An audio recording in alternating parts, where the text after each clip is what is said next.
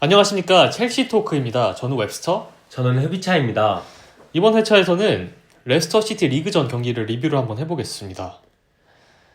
첼시가 레스터 원정 경기였죠. 전반기에 그때 316 대형 트리플 10 전략을 써서 승리를 챙겨왔는데 이번에도 좀 비슷한 전략을 들고 나왔어요. 316 구조. 그러니까 미드필더를 4명을 배치하고 10번을 3명을 배치해서 레스터의 견고한 수비 블록을 좀 해체하려, 촘촘한 수비 블록을 해체하려 노력을 했던 경기였고, 레스터 시티가 이번 경기에 5백으로 나오면서 사실 첼시가 활용할 수 있는 전방의 공간이 많이 부족했는데, 첼시가 전방에 이제 6명을 투입하면서 과부하를 걸면서 이를 공략하려 했습니다. 네, 첼시가 사실 전반기에도 이 레스터 시티 원정에 갔을 때 사실상 처음 트리플 10을 꺼내 들었잖아요. 그때도 이제 레스터 시티가 라인 간 간격을 줄이고 또 파머 같은 선수에게는 맨마킹을 붙이면서 견제를 심화했는데 이번 경기에서도 또 레스터 시티와 첼시의 그런 의도가 전반기와 좀 비슷한 모습이 있었습니다. 첼시가 그때와의 차이점을 좀 본다면 분명 잭슨이 없다는 점도 꼽을 수 있을 것 같은데 네투가 최근 기용되던 것처럼 와이드 포워드 내지는 좀 전방에서 측면과 전방 그리고 좀 다양한 움직임을 가져가면서 오버로드를 계속 형성해 줬고 또 산초의 오른쪽 기용 이것도 좀 주목을 해볼 수 있을 것 같습니다. 일단 전반기 레스터전에는 펠릭스가 트리플 10의 일원으로 나왔었는데 이제 펠릭스가 나가고 그 자리에 은쿤쿠가 들어왔던 것이 차이일 테고 또 이제 산초의 우측 기용, 산초와 엔조가 우측에서 호흡을 맞추는 장면이 많이 나왔는데 사실 저는 오른쪽이 이번 경기에서 상당한 강점이라고 생각이 들었어요. 실제로 엔조 선수의 컨디션이 좋기도 했고 또 산초 선수가 기존에는 좌측에서 이제 주변 동료들을 활용하고 지공 상황에서 썰어 들어가는 역할을 맡았다면 이번 경기에서도 역할은 비슷했지만 주발의 이점을 활용해서 사이드라인을 잘 공략하는 모습을 보여줬어요.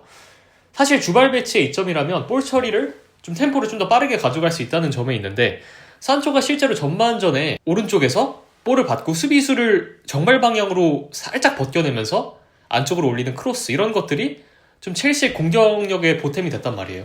네, 저희가 예전 영상에서도 한번 말씀을 드린 적이 있는데 산초가 사실 왼쪽에 있을 때 뭐 주변 동료들을 이용해서 상대 수비들을 썰어 들어가고 이런 역할을 잘 수행을 해줬지만 그 크로스나 슈팅 그리고 안쪽으로 투입하는 볼에 대해서는 이 왼쪽에 있을 때 안쪽으로 쳤을 때 이제 산초가 오른발잡이니까 안쪽으로 쳤을 때 상대 수비수들이 커버를 들어오면 좀 쉽게 막히는 그러니까 슈팅과 크로스를 시도할 때 상대 수비에 발에 자주 걸리는 그런 모습들이 있었잖아요.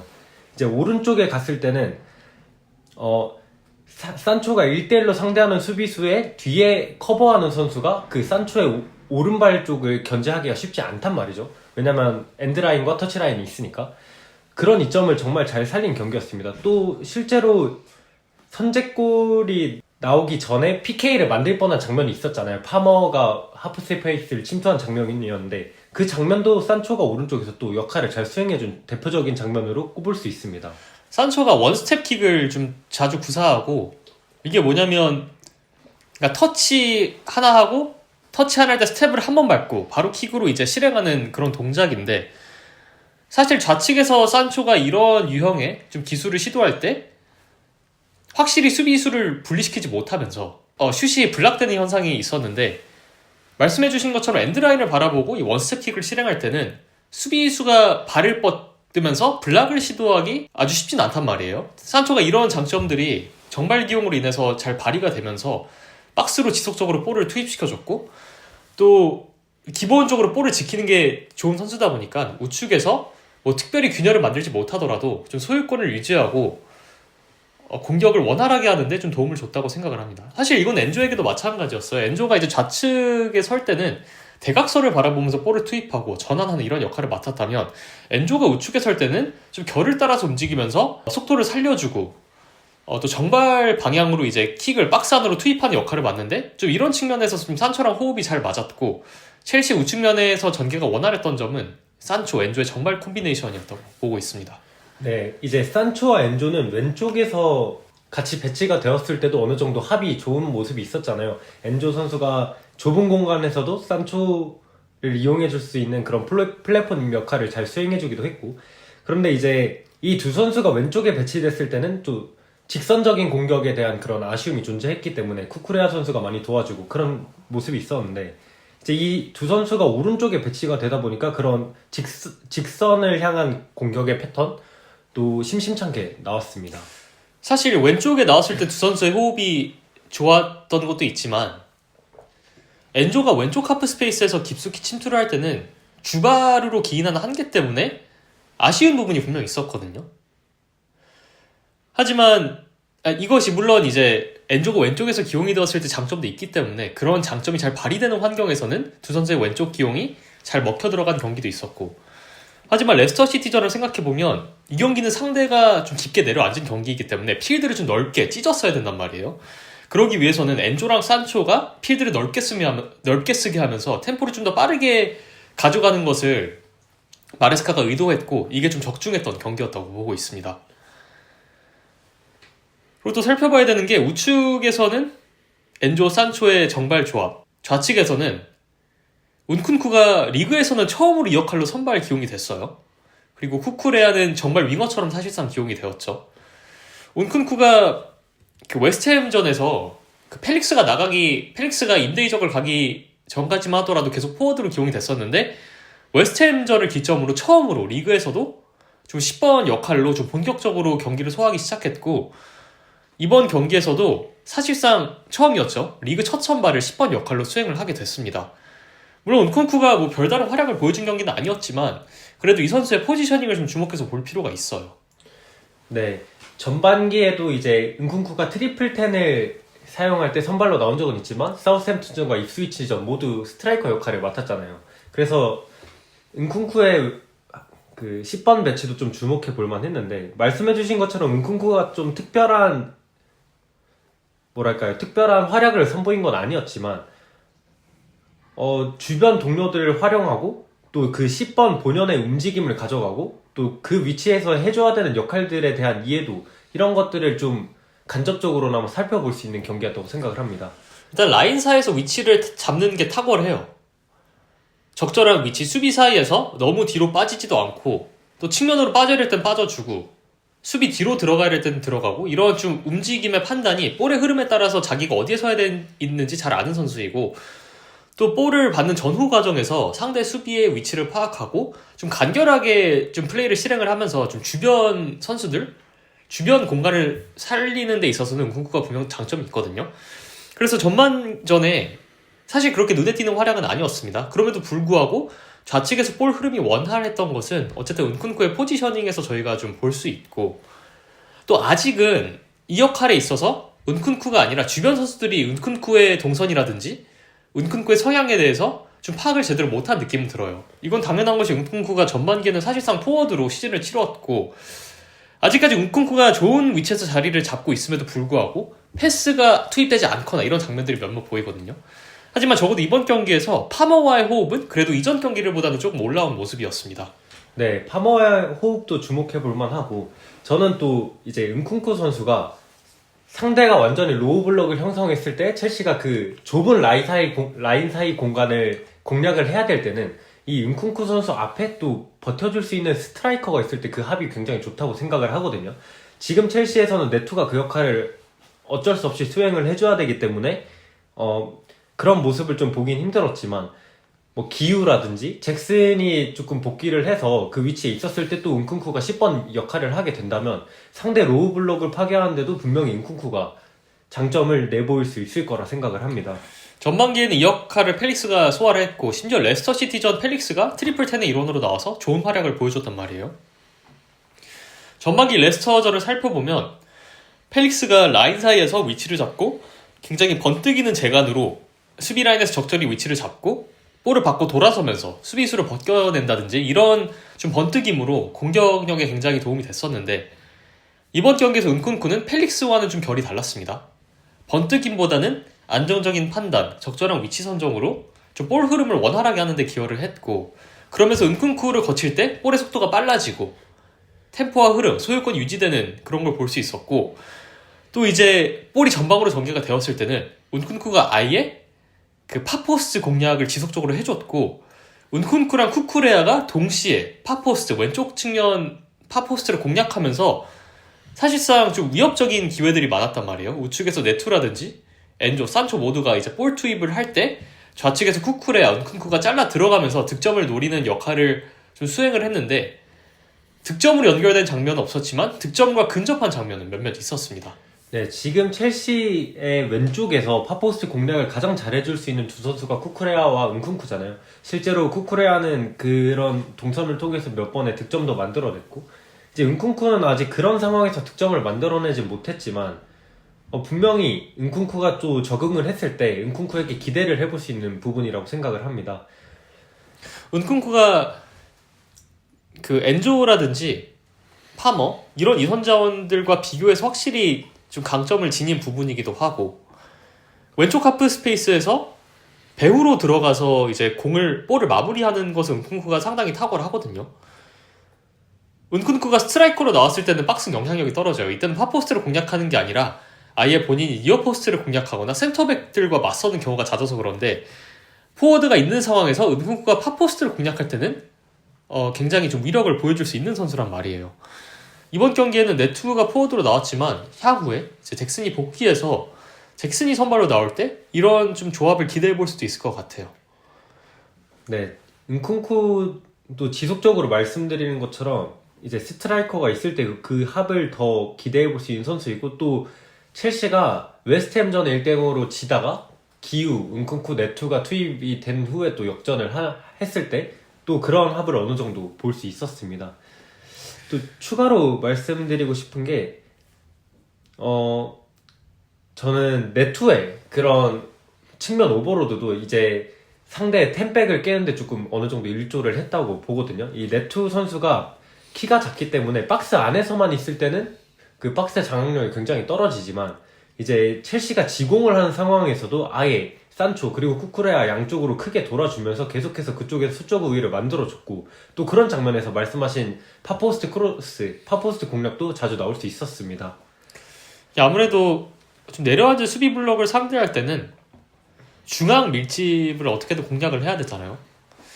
그런 옵션이 마땅히 존재하지 않을 때는 아예 측면을 오버로드 시켜서 측면에 과부하를 걸어서 박스로 볼을 투입시키는 빈도를 확 늘려버리는 것도 방법이 될 수 있다는 것을 레스터 시티전에 보여줬고 최전방에 6명을 이제 넓게 배치시키면서 각 좌우 측면, 좌우 하프 스페이스, 그리고 중앙, 그리고 이선의 파머까지 이렇게 필드를 넓게 쓰면서 동시에 많은 선수들이 전방을 지속적으로 공략하게 하는 좀 판을 깔아준 경기였고 분명히 로우블럭 상대였지만 답답하지 않은 경기였어요. 오히려 첼시가 상당히 기회를 좀 많이 만들어냈고 결정력의 문제 혹은 아쉬운 좀 심판 판정도 있었죠. 전반전에 이제 페널티킥을 얻을 수 있었다고 보는데 물론 이거는 뭐 심판 재량이기 때문에 이 부분에 대해서 너무 많은 얘기를 하고 싶진 않지만 그만큼 전반전에 좀 위협적인 박스 안으로 볼이 투입되는 장면들이 많았다는 것이고 상대가 좁게 내려섰을 때 이거를 공략하기 위해서 측면을 넓게 쓸고 지속적으로 박스 안으로 볼을 투입시키는 구조를 만들어가면서 마레스카가 레스터를 좀 효율적으로 공략했던 경기라고 볼 수 있습니다. 네, 또 첨언하고 싶은 부분은 지금 첼시 이 공격 자원 중에 또 메인으로 박스 장악력을 올려줄 선수가 좀 없단 말이죠. 그렇지만 쿠쿠레아, 은쿤쿠, 뭐 엔소 페르난데스 마찬가지고 파머 이런 선수들이 모두 다 또 그 메인 스트라이커가 있을 때 그 선수와 함께 또 파포스트를 공략하고 박스 타격을 해줄 수 있는 선수들이란 말이죠. 지금 첼시의 이선 자원들의 그런 공격력도 이 메인으로 상대 센터백들과 경합을 해줄 수 있는 선수가 생기면 그런 공격력도 이선 자원들의 공격력도 같이 올라갈 수 있다고 예상을 합니다. 말씀해주신 것처럼 사실 이번 경기는 오시맨이라든지 사무 같은 선수가 있었으면은 훨씬 쉽게 풀어갈 경기였어요. 정말 대승을 할 수 있는 오히려 그런 좀 레스터 시티가 약체이기도 하지만 또 첼시의 그런 박스 안으로 투입되는 볼의 퀄리티를 생각했을 때 로우 블록을 좀 쉽게 공략할 수 있는 그런 판이 갖춰져 있는데 오시맨이랑 사무 같은 박스 스트라이커가 없는 상황에서 어떻게 보면 좀 잇몸으로 좀 해결한 경기가 아닐까 싶습니다. 마레스카가 이런 옵션이 없는 상황에서 로우 블록을 해체하고 공략하는 방법을 좀 제시를 했지만 사실 박스 스트라이커가 있으면 사실 이런 고민 자체를 안 해도 되겠죠. 훨씬 더 쉽게 경기를 풀어나갈 수 있었을 것입니다. 네, 또 마레스카가 이제 로우 블럭을 해체하기 위해서 내들었던 카드 중에 하나가 저는 중거리 슈팅이라고 생각을 하거든요. 물론 이거는 선수들의 그런 판단에 의한 것일 수도 있겠지만 제가 느끼기에는 첼시가 지금까지 치른 경기들에 비해서는 중거리 슈팅 비율이 굉장히 많이 올라갔다고 생각을 합니다. 뭐 엔소 페르난데스, 네투도 마찬가지였고 파머도 마찬가지였고 또 쿠쿠레아가 그런 장면에서 득점을 만들어냈잖아요. 사실 첼시가 중거리 슈팅을 시도해 줘야 하는 상황에서 또 슈팅을 많이 아끼면서 자신감이 없는 모습을 보여줄 때도 있었고 그렇게 하면서 좀 내려앉은 상대를 상대할 때 답답한 모습이 있었는데 이번 경기에서는 그 중거리 슈팅 비율도 좀 답답함을 해소하는 데 일조를 했던 것 같습니다. 박스 외곽에서 슈팅을 하는 빈도가 좀 높았던 경기였고 지금 전반적으로 선수들이 슈팅을 좀 많이 시도하면서 사실 쿠쿠레아 같은 선수는 이제 슈팅이라든지 박스 외곽에서의 전혀 위협을 선사하는 선수는 아니었는데 이번 경기에서 쿠쿠레아가 마레스카가 주문한 것을 그대로 실행을 하고 또 득점까지 연결시키면서 선수들의 능력치가 좀 전반적으로 좀 올라오고 있구나 좀 이런 점을 느꼈던 것 같습니다. 또 이번 경기에서 얘기를 안 할 수가 없는 게 파머 선수잖아요. 사실 굉장히 부진을 했다고 해도 좀 봐도 무방하고 무엇보다 이제 본인의 최고의 강점이라고 볼 수 있는 페널티킥을 실축하면서 이 선수의 자신감이 조금 바닥난 상태이다 이렇게 볼 수 있거든요. 그리고 이번 경기에서 마레스카가 인터뷰에서 밝혔듯이 몸 상태가 최상이 아니었어요. 그래서 좀 일찌감치 교체되는 모습도 보였는데 사실 저는 이번 경기 파머의 활약을 그렇게 안 좋게 보진 않았어요. 오히려 저는 이전에 저희가 오히려 파머를 좀 비판하는 경기도 있었지만 이번 경기에서 사실 파머의 오프더볼 움직임이라든지 이렇게 수비 배우로 들어가거나 너무 이탈하지 않으면서 너무 욕심을 부리지 않았잖아요. 이번 경기. 그러면서 본인이 고수해야 되는 위치에서 플레이를 간결하게 이어준 측면에서는 좀 좋게 봤던 경기였습니다. 네, 확실히 전반전에 저도 비슷한 느낌을 받았습니다. 경기 시작하자마자 제가 아까 전에도 말씀을 드렸지만 산초가 우측에서 좁혀 들어오면서 하프 스페이스로 침투하는 파머에게 패스를 주고 또 페널티킥을 얻어낼 뻔했단 말이죠. 이제 파머의 이번 시즌 답답함을 저희가 말씀드리면서 이 오프더볼 움직임이 좀 현저히 줄어들었다는 점도 비판을 했었는데 이번 경기에선 그런 조금 더 평소보다는 적극적인 오프더블도 가져갔고 확실히 전반전은 본인이 무언가를 하려기보다는 또 주변 동료들에게 간결하게 내주고 상황에 따른 판단을 정확히 가져가면서 좀 유리한 경기 상황 만들었고 또 은쿤쿠와의 합이 조금 나아 보였던 것도 같은 맥락이라고 생각을 합니다. 그러니까 파머의 개인 활약상을 보면은 페널티킥도 실축했고 별다른 공격 포인트를 생산하지 못하면서 이 선수가 부진했다라고 볼 수도 있겠지만 오히려 팀적인 관점에서 봤을 때는 오히려 좀 괜찮았던 경기였다. 파머가 역할을 제대로 수행해줬고 좀 본인이 전에 보여던 좀 욕심 있는 모습을 조금 내려놓는 듯한 모습을 보여주기도 했고 또 동료들이 볼을 받았을 때 또 동료들에게 도움이 되는 움직임을 가져가면서 좀 팀 공격이 더 원활하게 해줬습니다. 네, 지금은 이제는 파머가 레스터시티전과 같은 그런 마인드로 경기에 임하면서 또 본인이 잘할 수 있는 것에 집중을 하게 되면 분명 공격 포인트도 어느 정도 따라올 것이란 말이죠. 이게 핵심인 것 같아요. 축구를 하다 보면 안 풀리는 날이 있을 수도 있죠. 하지만 팀에게 도움이 되는 그런 움직임은 컨디션과 관련 없이 수행할 수 있는 것이거든요. 그런 측면에서 파머는 이번 경기 굉장히 좋은 멘탈리티를 보여줬다 생각하고 부진은 끝날 겁니다. 다시 감각을 찾고 공격 포인트는 올릴 수 있겠죠. 하지만 그것보다 중요한 것이 모든 경기 감독이 요구하는 움직임 또 팀에게 도움이 되는 움직임을 적극적으로 수행하냐 이런 측면에 있어서 파머는 이번 경기 좋은 모습을 보여줬고 이런 멘탈리티를 앞으로도 지속할 필요가 있어 보입니다. 네, 저는 또 이 돌아온 웨슬리 포파나 선수에 대한 이야기도 좀 해보고 싶어요. 정말 이번 경기 왜 포파나가 전반기의 핵심이었고 포파나의 부상과 첼시의 부진이 맞물리지 않았습니까? 올 시즌 전반기에 첼시의 활약에 있어서 좀 비중이 가장 높았던 선수 중 한 명이었고 또 이번 경기에서 본인의 존재감을 또 한 번 드러냈습니다. 네, 포파나가 이제 최종 수비 라인의 한쪽을 담당해주는 것만으로도 첼시가 좀 더 마음을 놓고 라인을 올리고 강하게 압박을 할 수 있는 판이 깔아지는 것도 있고, 또 이제 상대 수비수들이 전방을 향해서 길게 볼을 투입시키거나 할 때 이제 포파나 쪽으로 투입이 되면 사실상 거의 정말 높은 확률로 볼 소유권이 첼시에게 넘어오는 것을 또 확인할 수 있었잖아요. 또 포파나가 굉장히 내려앉은 상황에서 상대가 역크로스를 날리거나 계속해서 박스 안으로 볼을 투입시킬 때도 굉장한 집중력을 보여줬던 경기였습니다. 기본적으로 수비적인 능력치가 첼시 수비진 중 제일 뛰어난 선수입니다. 전반적인 클래스를 봐도 첼시 스쿼드를 통틀어 봐서도 굉장히 높은 수준인데, 저는 이번 경기 조금 놀랐던 것이 그래도 부상으로 장기간 빠져 있었기 때문에 신체 능력, 컨디션에 있어서 좀 저하가 있지 않을까, 이런 우려가 있었는데요. 하지만 이번 경기에서 포파나의 신체 능력, 컨디션은 굉장히 좋아 보였습니다. 가속력, 인첩성, 제공권, 스트렝스 모두 다 포파나가 한창 좋았을 때의 모습과 비슷했단 말이에요. 그러면서 폭발적인 운반으로 첼시 후방에서 전방으로 볼이 넘어가는 과정에 기여를 하기도 했고, 무엇보다 이제 포파나가 경합 능력이라든지 그 리커버리 수비가 압도적이지 않습니까? 그렇기 때문에 첼시가 라인을 올려서 하프라인 지점까지 센터백이 올라와서 끊어줘야 될 때 포파나가 경합을 앞선에서 해줬고, 리커버리를 해야 될 때는 포파나가 또 본인의 스피드를 활용해서 또 빈 곳을 메꿔주면서, 그리고 또 박스 안에서는 본인의 제공권을 활용을 하면서 포파나가 정말 완전체 수비수의 모습을 보여준 경기가 아니었나 싶습니다. 네, 포파나가 들어오니까 정말 이제 첼시 수비진 자체가 좀 더 마음 놓고 압박을 하려고 전진을 할 수 있었고, 이제 전반기에 첼시의 좋았던 모습을 생각해봐도 사실 전방 압박을 하고 또 높은 위치에서 압박을 할 때 이제 센터백들이 좋은 경합 능력을 보여주고, 또 거기에서 발생한 세컨볼들을 다 잡아내면서 계속해서 상대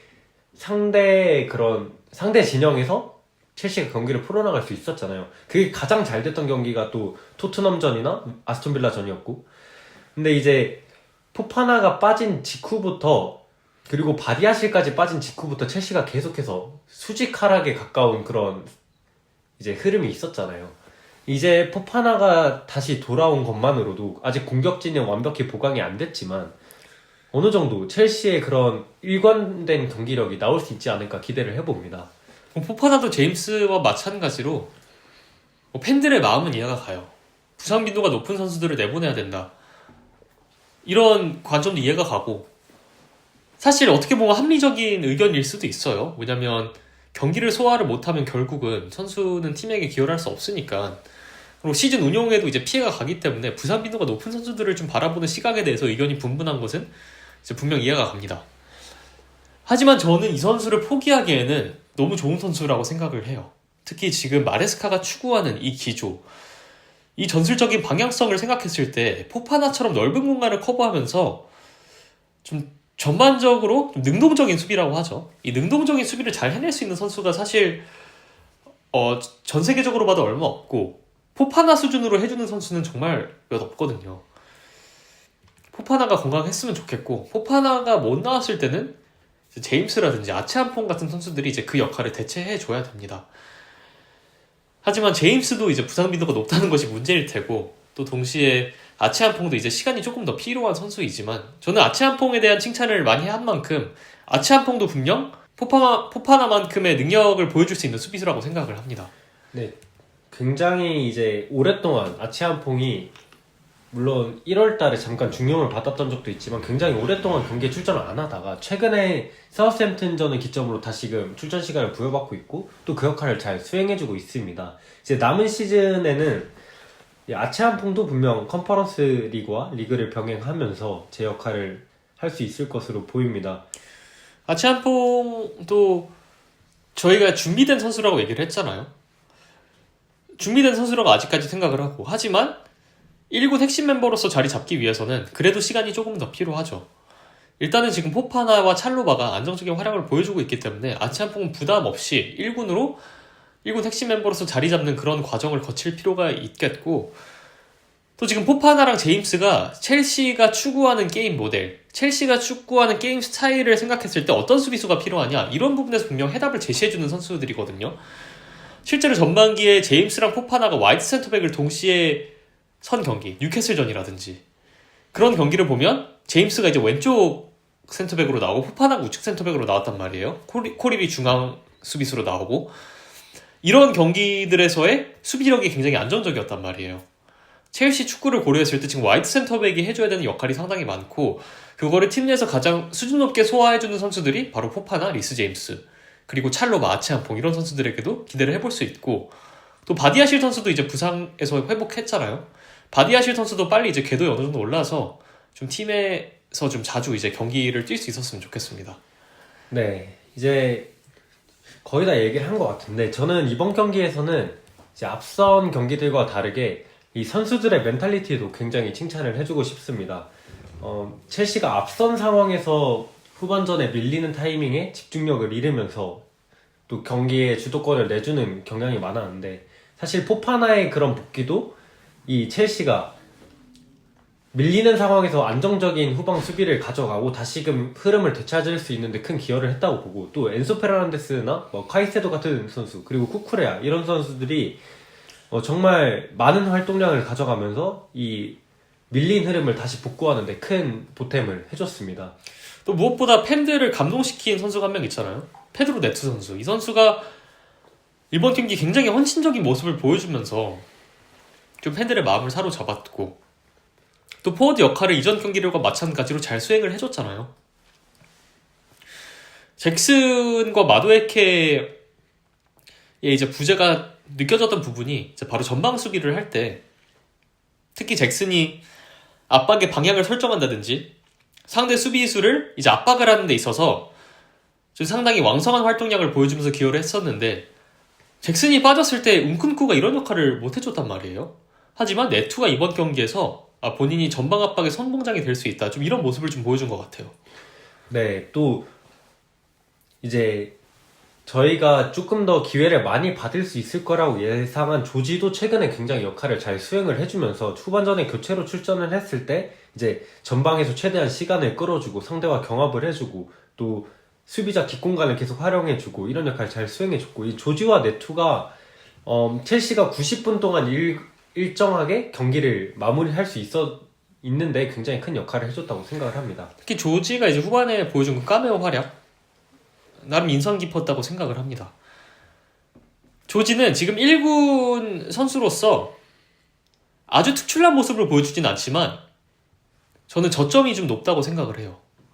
경기를 나왔을 때 기본적으로 컨택을 이겨낼 수 있을 만한 코어 힘이 있고 또 양발을 잘 쓰고 볼을 지켜낼 만한 기술 그리고 과감성이 있기 때문에 슈팅은 덤이고요. 일단 경기에 나왔을 때 좀 기본은 해주는 좀 모습을 보여주고 이번 경기에서도 마찬가지였어요. 아직 좀 특출난 활약을 보여주지는 못하고 있지만 경기에 나왔을 때 본인이 소화해야 되는 역할을 계속해서 소화하고 그런 역할을 다 해주면서 지금 좀 보일 듯 안 보일 듯 지금 잘 기여를 하고 있는 선수 중 한 명이라고 생각하고 있습니다. 네, 또 후방에서는 산체스가 리그에서 또 오랜만에 선발 출전을 했잖아요. 그렇지만 이제 분명 전반전에 이제 토신과 사인 미스가 나면서 굉장히 위험한 장면도 만들었는데 그 장면 빼고는 또 첼시의 넘버원으로서 그렇게 불안하진 않은 모습을 보여주면서 이제 다가오는 아스날전에도 산체스가 넘버원으로 기용될 거라는 이제 마레스카 인터뷰가 있었잖아요. 산체스가 머리에 환기를 좀 하면서 이제 실수하던 흐름에서 벗어나서 다시 궤도에 올랐으면 하는 바람도 있습니다. 사실 빌드업이랑 안정성이라는 측면에서 요르겐센이 좋은 선수잖아요. 특히 마레스카가 최근에 잭슨이 빠지면서 아예 인공전환이라 그러죠. 그러니까 볼을 땅으로 굴리는 것에 좀 비중을 높이면서 요르겐센의 좀 볼을 머금고 좀 초패스 빌드업 서킷에 좀 특출난 능력이 있기 때문에 좀 그런 부분을 좀 제대로 활용을 했었는데 사실 그런 접근을 또 어느 정도 내려놓고 또 네투의 와이드 오버로드 전략이 시작될 때쯤 또 굉장히 속공의 비율 또한 올라갔단 말이에요. 속공의 비중이 좀 올라갔는데 그러면서 사실 요르겐센이 보여준 약점도 있잖아요. 요르겐센이 리치가 좀 짧은 편이고 제공권에 있어서 좀 불안한 모습을 보여주는데 과연 이거를 감수하고 계속해서 가야 되냐 이런 부분에 있어서 분명히 마레스카도 고민이 되었을 것이라고 생각을 해요. 특히 이제 속공이 이제 많아진 시점부터 산체스의 롱스로잉 혹은 롱킥이 좀 도움이 될 때도 있고, 그리고 무엇보다 지금 첼시가 고질적으로 겪고 있는 제공권, 세트피스 문제에서 산체스가 요르겐센보다 훨씬 낫단 말이에요.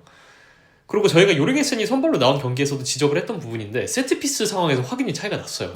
좀 필요 없는 세컨볼을 허용을 한다든지 상대에게 계속 소유권을 헌납하는 좀 이런 측면이 있었는데, 산체스가 불안해요. 그리고 빌드업 상황에서 볼 처리도 특히 원터치로 볼을 처리하거나 이제 횡 패스가 전달이 되었을 때 방향을 전환하는 측면에서 미스가 있는 선수이고, 좀 여러 가지 면에서 100% 만족이 되는 선수는 당연히 아니지만, 그럼에도 불구하고 이 공중볼에 대한 메리트가 확실히 있기 때문에 그래도 마레스카 입장에서는 요르겐센보다는 산체스를 좀 선호할 좀 이유는 분명히 있다고 생각을 합니다.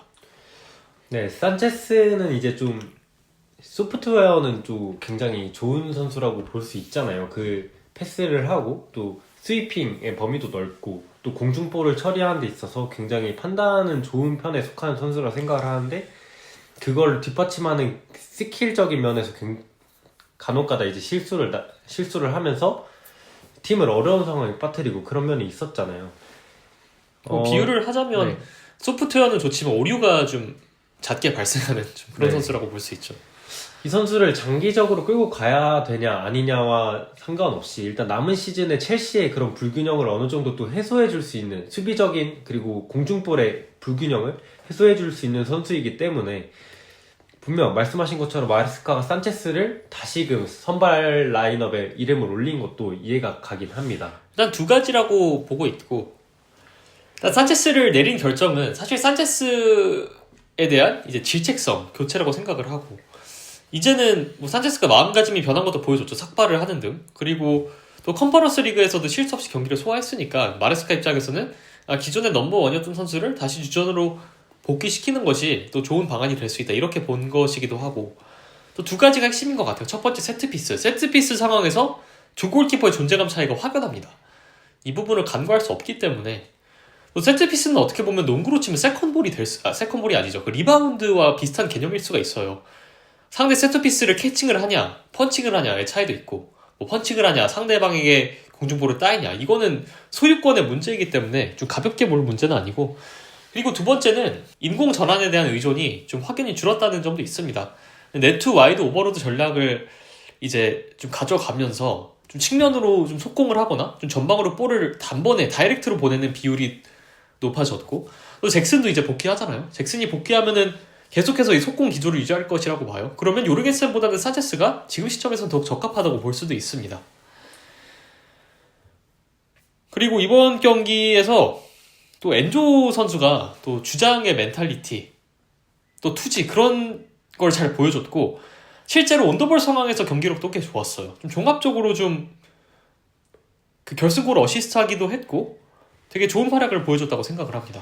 네, 엔소 페르난데스가 이제 뭐 왼쪽 10번, 오른쪽 10번, 그리고 가운데 10번, 그리고 또 후방에 내려왔을 때까지 이제 정말 다양한 배치에서 본인의 역할을 잘 수행해주고 있고, 또 파머 선수가 페널티킥을 실축했을 때 가장 먼저 다가가서 괜찮다고 얘기하고 다시 경기를 하자고 직접 이렇게 북돋아줬던 것도 엔소 선수라고 해요.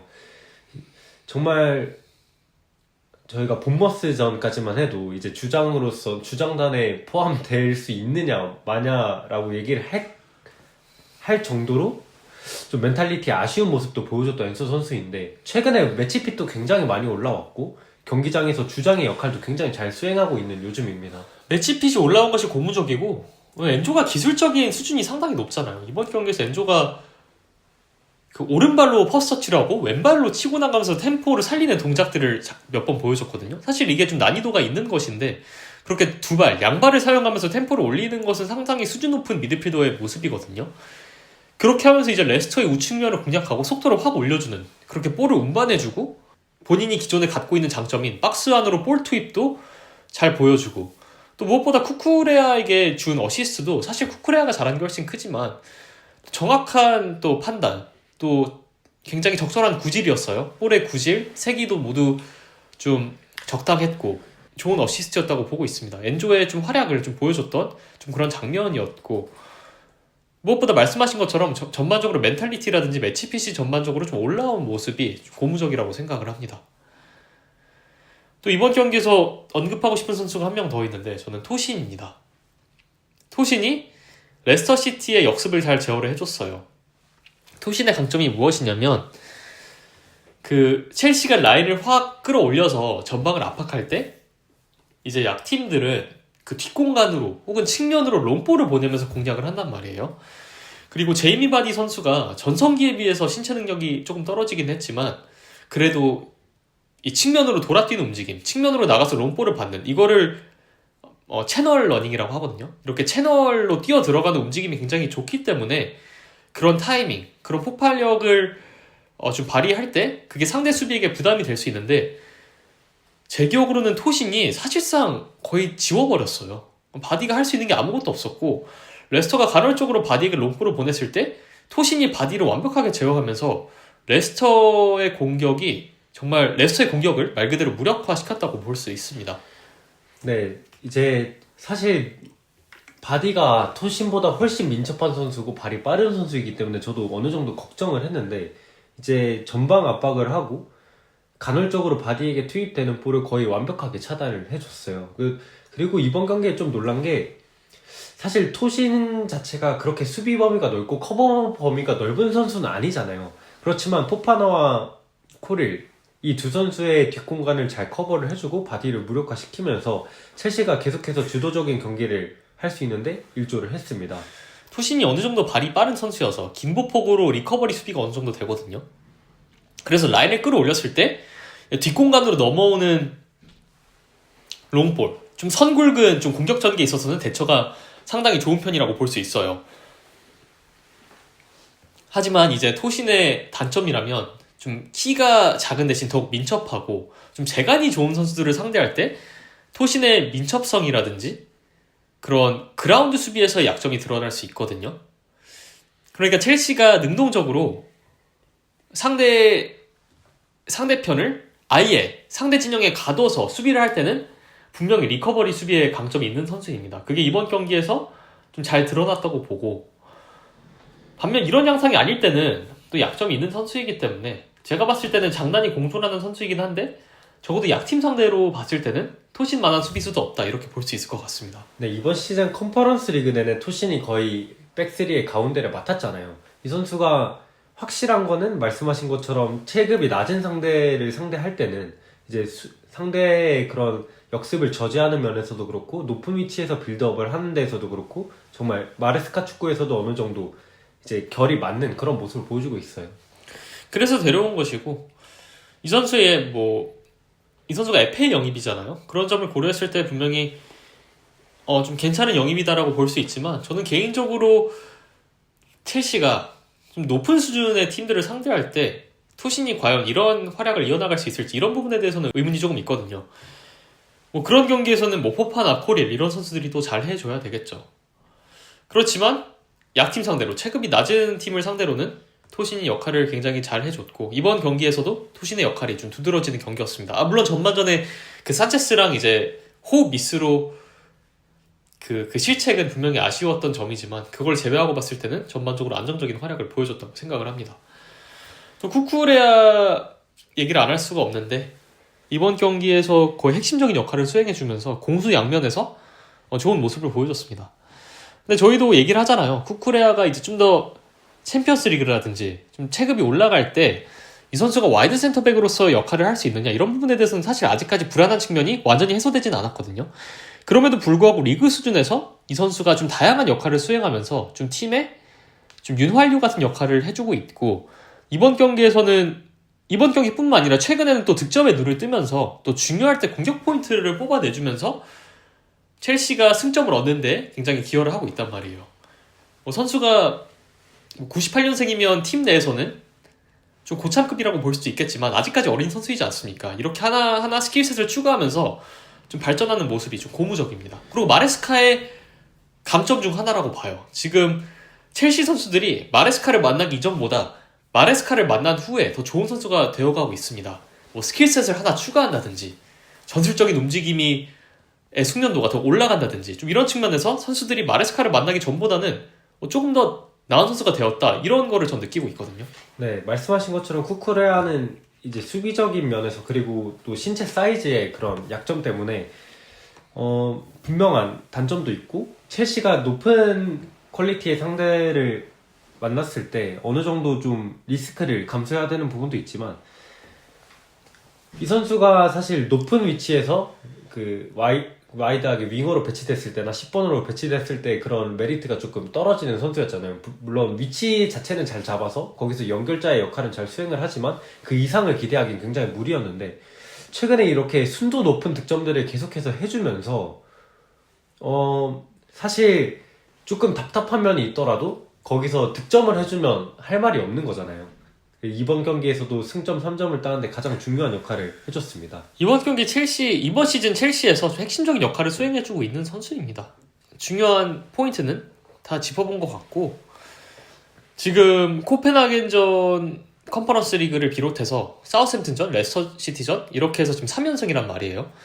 첼시의 이제 중반기 굉장히 안 좋았던 흐름을 좀 어느 정도 좀 이제 만회를 한 경기고, 또 이제 그 좋은 흐름으로 이제 진입을 하고 있는 것 같습니다. 물론 이제 약팀들 상대이긴 했지만 핵심적인 것은 첼시가 뭐 전반기에는 입스위치전을 비롯해서 약팀을 제대로 못 잡는 모습도 보여줬거든요. 그리고 그 이유는 첼시가 로블록을 상대할 때 맞다가 실마리를 못 찾는 데 있었는데, 마레스카가 지금 잭슨, 마두에케를 비롯해서 공격진의 뭐 기우도 있죠. 핵심 선수들이 빠지는 와중에 혹은 기우같이 박스 안에서 옵션을 제공해줄 수 있는 선수의 부재 가운데서 네토의 와이드 오버로드 전략을 좀 이용하면서 어떻게든 잇몸으로 버텨냈고, 어떻게든 이 시기를 거치면서 이제 3월 A매치 기간 후에는 부상 선수들이 복귀를 하지 않습니까? 더욱더 상승세를 기대할 수 있는 그런 발판을 좀 마련해놨다고 생각을 합니다. 마레스카가 어쨌든 이 위기를 어느 정도 극복해낼 수 있는 그런 역량을 보여주면서 첼시의 후반기를 더욱더 기대해주게 만들었고, 레스터 시티전도 아주 쉬운 경기는 아니었지만 그래도 승리를 챙기면서 앞으로가 더욱 기대되는 모습을 보여줬습니다. 또 이번 경기에서는 후반전에 아치안퐁을 투입하면서 아예 5백으로 변화를 주면서 좀 실리적인 모습도 보여줬단 말이에요. 지금 그만큼 첼시가 레스터라는 하위권 팀 상대로도 스쿼드가 갖고 있는 불균형 문제 혹은 이탈 선수 등으로 인한 문제 때문에 리드를 지키는 것이 쉽지 않은데, 이번 경기에서는 이번 시즌 처음으로 5백으로 전환을 하는 모습을 보여주면서 좀 굉장히 실리적이고 또 승점 3점에 대한 간절함을 보여줬다고 생각을 합니다. 그리고 아치안퐁에 대해서도 간단히 말을 하자면 굉장히 좋은 모습까지는 아니지만 그래도 후반전에 본인의 역할을 수행을 해줬어요. 특히 이제 아치안퐁이 경합에 대해서 굉장히 강점을 갖고 있고 상대의 공격수를 능동적으로 수비를 하면서 좀 부담을 주는 좀 그런 장점이 있는 선수인데, 후반전에 경합을 승리하면서 또 레스터시티 선수들의 공격을 조금 더 어렵게 만드는데 일조를 했습니다. 네, 또 후반전에 나와서 본인이 볼을 몰고 가서 좋은 킬패스를 내주기도 했습니다. 첼시가 전반기에는 레스터시티와 사우스햄튼전 두 경기 모두 실점을 하면서 클린시트에 실패를 했지 않습니까? 물론 승리를 따오긴 했지만 이번 두 경기에서 첼시가 안 좋은 흐름 속에서도 이 두 팀을 상대로 클린시트로 경기를 마무리했다는 것도 굉장히 의미가 있고, 선수들의 멘탈리티도 확실히 브라이튼전 연패를 지난 뒤로부터 확실히 개선되고 있는 모습이라서 이제 부상자들이 복귀하고 남은 시즌의 경기들이 조금 더 기대가 되는 흐름으로 접어들고 있는 것 같습니다. 이제 큰 산을 하나 넘겼어요. 이제는 좀 더 기대를 해봐도 되는 그런 시점이라고 생각을 하고, 사실 아스날전이 정말 중요하잖아요. 아스날도 지금 부상 선수들로 인해서 흐름이 아주 좋지 않기 때문에 첼시가 어떻게든 좀 승점, 좋은 결과를 챙겨서 이 기세를 이어갔으면 좋겠습니다. 이상 레스터 시티전 리뷰 마치고요. 다음에도 흥미로운 컨텐츠로 찾아뵙도록 하겠습니다. 이상 저는 웹스터, 전 흐비차였습니다. 감사합니다. 감사합니다.